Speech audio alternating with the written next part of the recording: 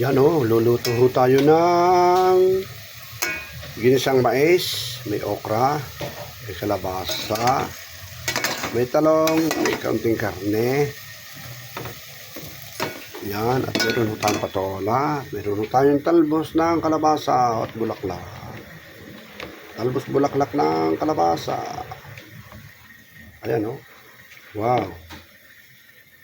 Masustansya ito. Yan na.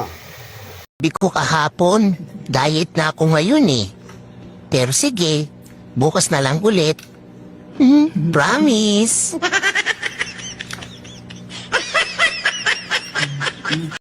Hello po mga kabaro, at tayo ho ay maggugulay.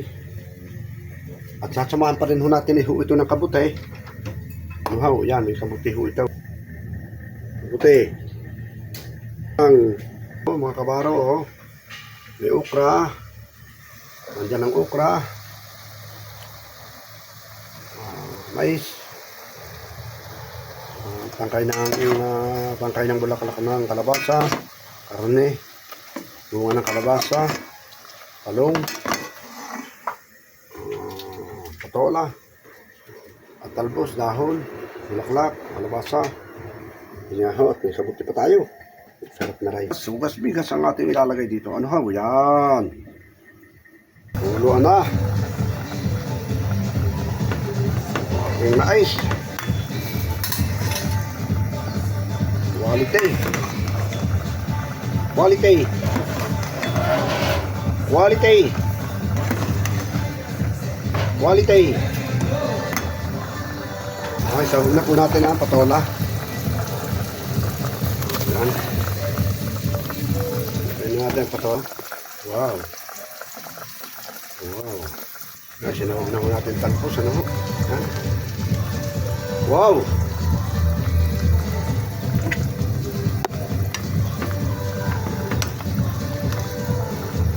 Healthy ang ating gulay. Ngayong lunch. Healthy ang gulay natin. Healthy. Healthy, kakaunti naman ang tama na rin. Healthy ito.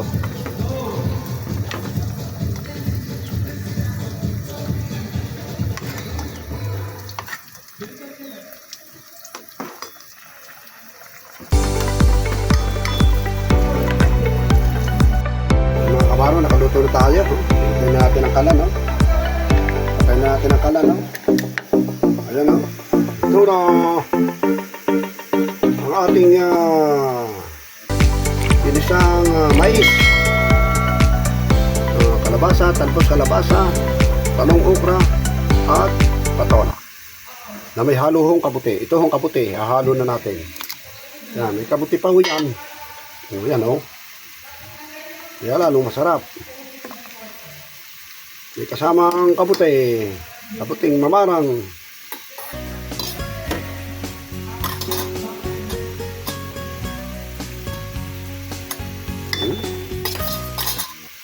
Ayan o.